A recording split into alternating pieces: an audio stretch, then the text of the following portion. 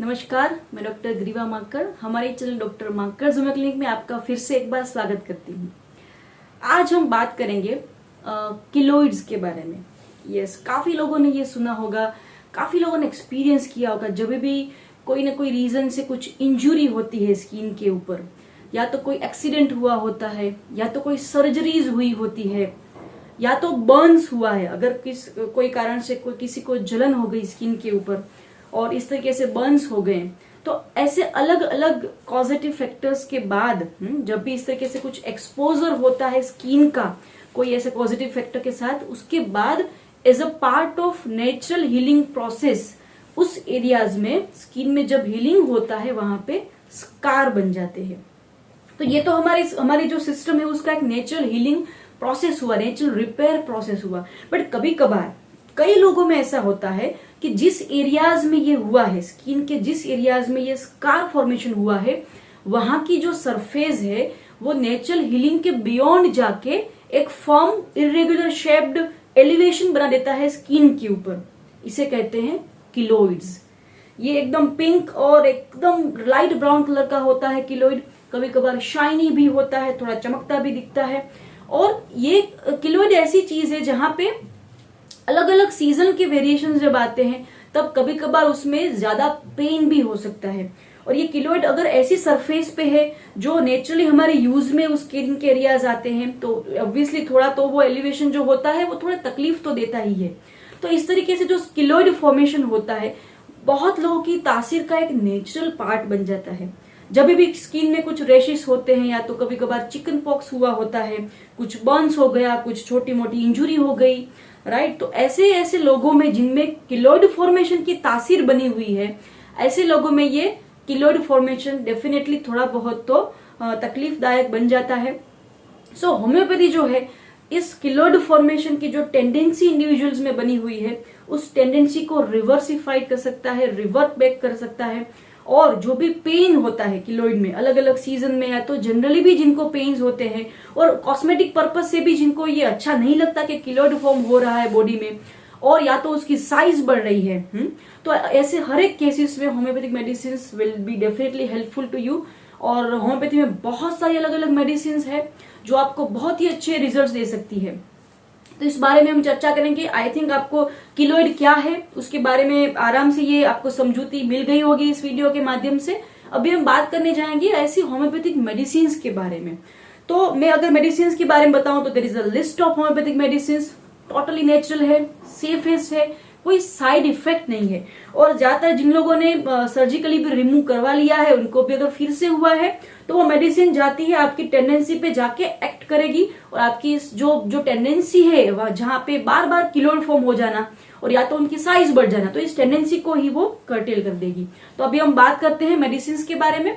तो first and foremost medicine is thiosinaminum. This is the best gem in homeopathy world. ये medicine बहुत ही अच्छी मेडिसिन थियोसाइनामिन करके, वो जो है जहां पे भी स्कार टिश्यू नेचुरली फॉर्म हो जाता है बियॉन्ड नेचुरल ग्रोथ, तो उसको ये ठीक कर देती है। और किलोइड फॉर्मेशन की तासीर में भी ये मेडिसिन बहुत ही अच्छा रोल प्ले करती है। दूसरी एक इसी तरीके से एक अच्छी मेडिसिन है सिलिका।